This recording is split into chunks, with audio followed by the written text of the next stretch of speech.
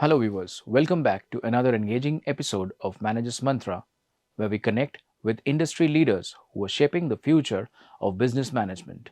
Today, we have with us S. Satish, partner and national sector leader, industrial manufacturing, KPMG in India, and Nikit Popli, partner in direct tax and incentives, KPMG in India. Satish has around 3 decades of experience in driving EBITDA enhancements for clients through different solutions in the areas of procurement cost reduction, digital manufacturing, supply chain, logistics transformation, and sales enhancement. He has also been recently working with industrial manufacturing firms, helping them on AI implementation for business across functions. Nikit brings over 14 years of specialized experience in advising clients on indirect taxes, government grants, and incentive frameworks. He works closely with central and state government ministries as well as industry associations to shape and implement incentive policies. Nikit has advised clients across a broad range of sectors, including electronics, automotive, manufacturing, retail, renewable energy, and FMCG. So, without waiting further, let's jump into this insightful discussion. Hi, Satish, and hi, Nikit. Thank you so much for joining in today and welcome to this new session of Manager's Mantra. We are really looking for a great interaction ahead today. Thank you. Thank you, Abhishek. Thank you for the opportunity. Thank you, Abhishek, for having us. So, Nikit, we'll start with you. The first question to you. The government has announced nearly rupees 1.9 lakh crore under the India Semiconductor Mission 2.0 and the mobile manufacturing scheme as well. Now, how significant is this announcement in India's ambition to become a global manufacturing hub? Abhishek, we need to understand that how this 1.9 lakh crore is broken. One out of 1.9 lakh crore, 1,27,500 crores is for India Semiconductor Mission 2.0, and about 62,500 crores is for mobile phone manufacturing scheme. Now, India Semiconductor Mission 2.0 is an extension to India Semiconductor Mission 1, which was rolled out back in December 2021. Now, there is a significant difference in both of them.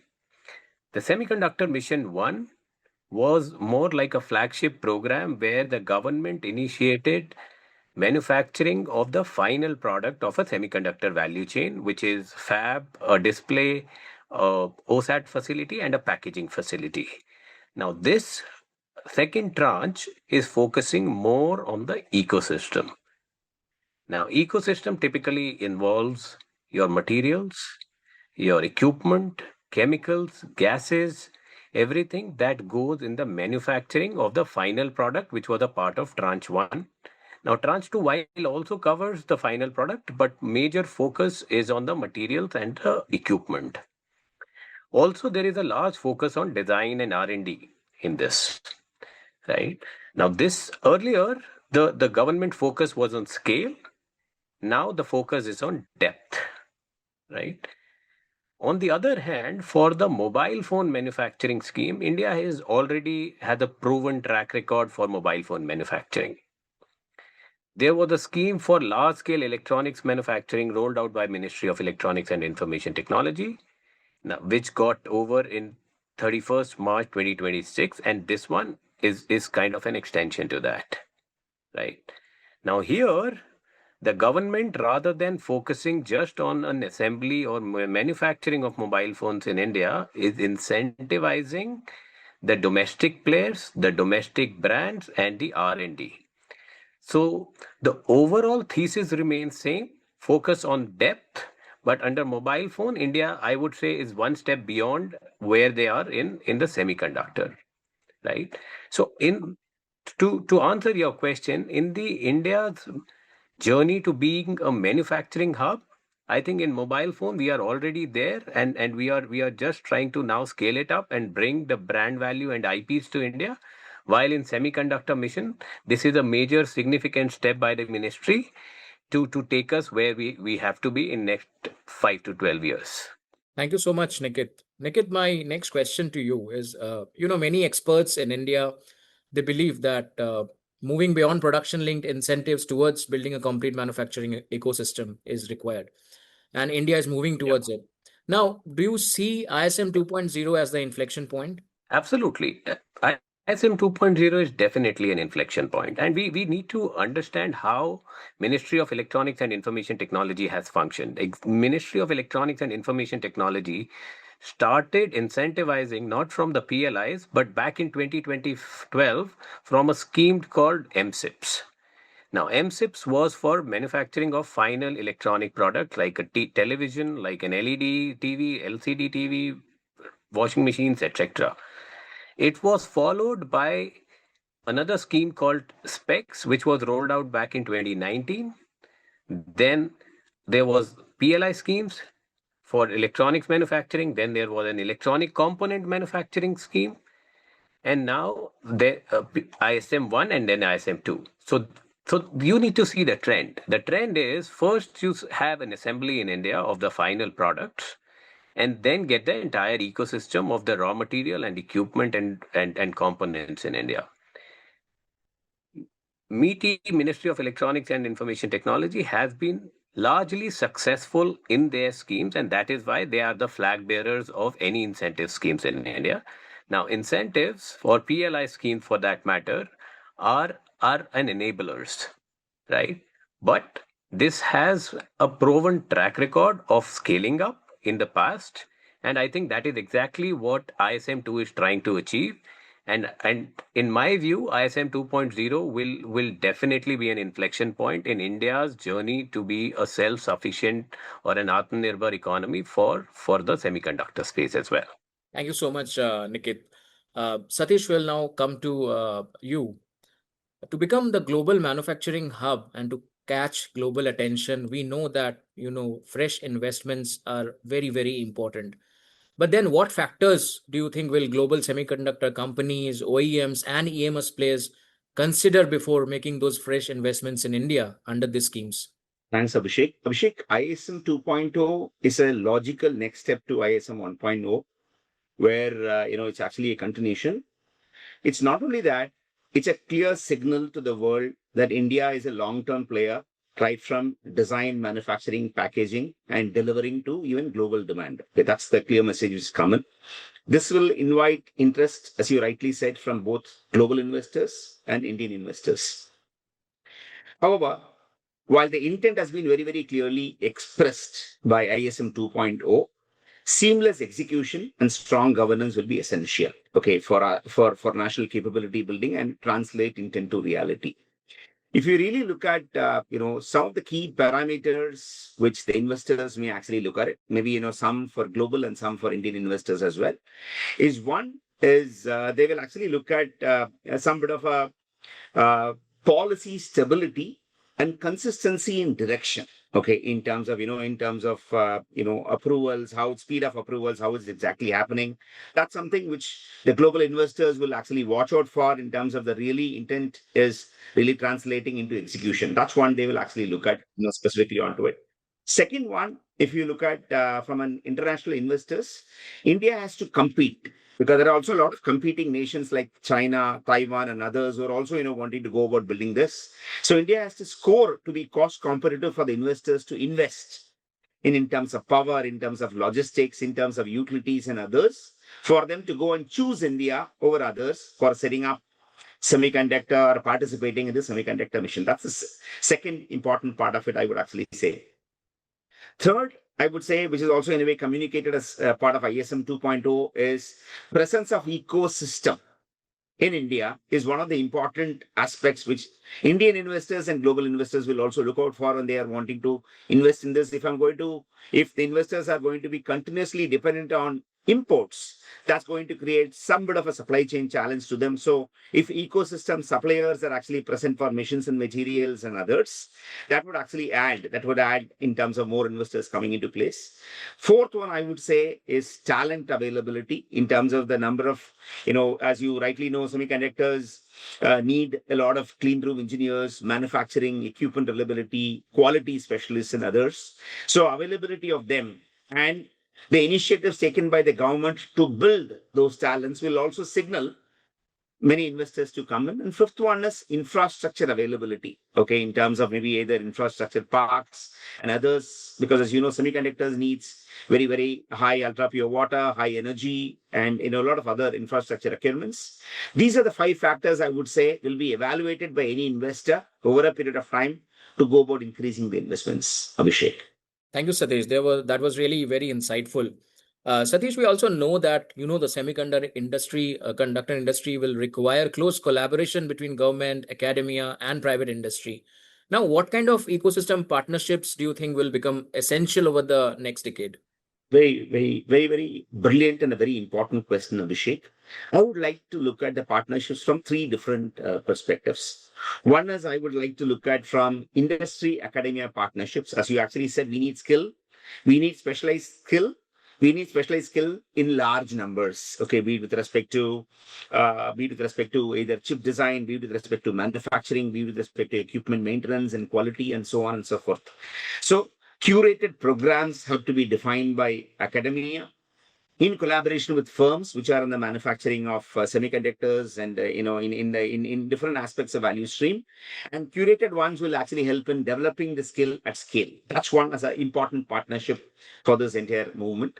Second one, I would say, because it's a new area and the entire globe and different companies are in different stages, it also needs for Indian companies to come in. It needs global technology partnerships, okay, which means, with semiconductor companies who understands the know-how of how it is, what are the risks which are involved, what should be preparedness, how do you increase the success rate in this new venture when you actually get into it. So that's a second partnership which is important from a part of it. And third one, I would actually also say is a state center industry partnerships, which necessarily means while ISM can be the central node to go about driving this, it also needs land, water, and other infrastructure to be provided by the state to the firm. So to the respective firms and companies who are investing. So I would say these are the three prime nodal partnerships which need to be actually done to go about executing this ISM 2.0, Abhishek. Thank you, Satish. Satish, we know that how sustainability is increasingly becoming a consideration in manufacturing investments. Not just in manufacturing investments, probably everybody is talking about sustainability. So how should India's semiconductor ecosystem integrate energy efficiency, water management, and ESG considerations from the outset? Also, this is some food for thought for the new leaders who are going to join the semiconductor industry, because probably they will join the industry at a time where we are constantly talking about sustainability. A lot more focus on sustainability that we haven't seen probably in the past decade. Yeah, absolutely, Abhishek. And it is, I would say, very, very right point. It is required both by industry as well as even government to facilitate this. Okay, now what do I mean by that? Let me clarify this. Maybe looking at from the government to look at it. If you look at the success of many of the leading nations, they have created infrastructure. They have created dedicated semiconductor parks. Which has got the vendor ecosystem, which has also got the industry, which has also got the utility and other ones which are provided there to ensure that any firms, any companies actually focus on their core part of what they actually want to do, while a lot is actually being facilitated by that with respect to either in terms of, your pure water, ultra pure water recovery system, or in terms of energy management with respect to, high quality renewable power which is being available, and others, okay, which ensures that any firms which are actually setting up operations in those parks are taken care with respect to basic utilities. Now, if you look at from an industry perspective, there's a lot of skill building which is also required on sustainability. Okay, in terms of right from people who are actually coming in, it can't be a compliance which is done later. It has to be configured right from design itself in terms of choosing the material, right from packaging. Sustainable materials are being chosen. Every manufacturing process need to be evaluated from a carbon emission perspective and what kind of controls which need to be actually done. That has to be brought in. Skill building have to be done with respect to people in terms of understanding the different scope norms and what is the kind of emissions which can actually come in right from within the manufacturing system, the supplier system, and the logistics system, and the packaging. Those also need to be actually inbuilt right from induction into the company, so that what we can set up is not only from a growth sector, but also a growth and a sustainably energy efficient sector. Thank you so much, Satish. Satish, now today that we have both of you here, I would like to ask that, and as you know that many of the viewers are the management students who will be looking into this interaction, and they'll be very curious to know that, what are some of the best opportunities for management students in the sector, and how can the students prepare themselves to grab this? Sure. Abhishek, maybe I'll go first and then Nikit, you can actually add in, subsequent to it. Sure. So Abhishek, the way I see this is electronics and semiconductor, I would actually put both of them together, is a kind of a emerging sector, okay, in terms of which is not only, of course, in high tech manufacturing, but also is positioning India very differently in the global marketplace. As a player, right from design to manufacturing. So that's going to give a lot of opportunities in future, at least for the next decade and beyond. Okay, so there's a great opportunity for management students to focus in this sector, in terms of going about looking at it. Now, the beauty here is it's not only technology, but it is also about the entire aspect of business, right from strategy in terms of which nodes one would need to actually operate in, what should be the market positioning strategy, what are the nuances in operations, how do you actually go about handling supply chain resilience in terms of as a business, how do you handle finance, sustainability. So it's a complete management course. Okay, if somebody else follows this sector, drives his thoughts to go about, in terms of how do we go about building it itself, this sector provides a lot of opportunity to learn faster, learn with the globe, experiment themselves, and become better managers for the future. So maybe I would actually say is the need per se is maybe understanding of width, in terms of across the end-to-end supply chain, understanding of width, and deeper in areas where they want to actually specialize is a kind of a profile which is required by management students in understanding the sector. Abhishek, Nikit, you may want to add if Yeah, you. yeah. See, you also need to understand that semiconductor at least is a space where a semiconductor is used right from a fan in your room to a missile, right? So semiconductor is used everywhere, every electronics that we know, right?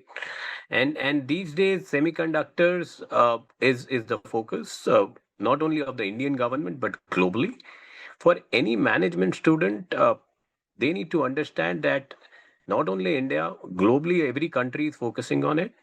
There are countries like Taiwan which have 90% market share in this. Then countries like US, Japan, Korea, they are all there. We need to understand how we need to strategize our market positioning differently. What is the market that India is trying to target? And hence, we need to have our academic courses aligned to that, which should have the history of semiconductor space, how it has built in last 40, 50 years, and where does India stand now, and from here, where do we need to go? Like Satish said, it is not only technical, it is also a strategic lookout that these students or these aspirants will have to look at. Thank you so much, both of you. We are probably going to deal with the last question of this session.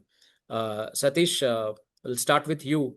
In your experience advising manufacturing companies, what differentiates high potential young managers from the rest? Abhishek, I look at 5 traits. Okay, if I were to look at the current times, what I see is the clock speed of change is very fast. Okay, and the emergence of dynamics in geopolitics is also very, very fast.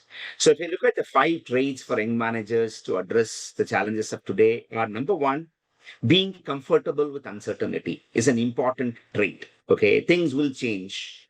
So how are you comfortable with uncertainty is an important trait, part of it. Second, I would say is responding or being responsive with agility. Okay, whatever changes which actually happen, how are you going to counter to it? How are you going to respond to it with speed? Is an important trait, which I would say is a second one. Third one, I would say, given that technologies are actually emerging, one needs to have a curiosity to learn new things. Okay, is be it with respect to new technology coming in, new market space actually coming in, or any other new process coming in. Curiosity to learn and adopt is the third important trait, I would say, for a management student. Fourth one is cross-functional problem solving as a capability, because it's no more unifunctional. It will actually need supply chain to work with maybe the sales and marketing, operations, logistics, sourcing, how do you ensure that cross-functional problem solving is actually done? And one, being comfortable in dealing cross-functional is the fourth trait. And fifth one, with analytical rigor and execution discipline. Okay, both combined is one of the traits which are actually important, which means one can also reason out what exactly is happening, identify steps, and execute it seamlessly. These are the five traits, I would say, Abhishek, are very, very important for young managers, and the people who are able to successfully do this are the ones who stand out, is what I'm seeing from industry after industry. Nikit. I think I'll pick up three from this. One, I think the basic understanding of the entire semiconductor ecosystem. Two is the agility to adapt to the changes. And three, like Satish mentioned, understanding the cross-functional domains. If it is not only the supply chain or the technology, the ESG, everything, understanding everything, every aspect of the business, and then getting into this. These are the three traits which I look into when I'm looking at anyone who wants to get into this industry. Thank you so much, Satish and Nikit. So, with that question, we come to the end of the session today. Thank you for taking out your time and participating in this session. That was a wonderful session. Great to have both of you interacting with us today. And we are very hopeful to stay in touch, stay connected with both of you, and have you again in any of the future sessions of BSmart Business Standard. Thank you so much. Thank you, Abhishek. Abhishek. I think this is a brilliant initiative, by Business Standard in terms of communicating the need of the hour, and also exciting. I would definitely encourage management students to track this sector. A lot is actually happening in this sector. It's also repositioning India. So really hats off to Business Standard for taking this initiative to talk to the new generation through us. Thank you for the opportunity. So that's a wrap on this episode of Manager's Mantra. Thank you, Satish and Nikit, for sharing your thoughts and providing career tips to the B Schoolers. BSmart viewers, we hope you found this conversation helpful. Share your thoughts with us at bsmart.edit@bsmile.in. Follow us on LinkedIn and Instagram for more such insightful and inspiring content. Until next time, keep learning, keep growing.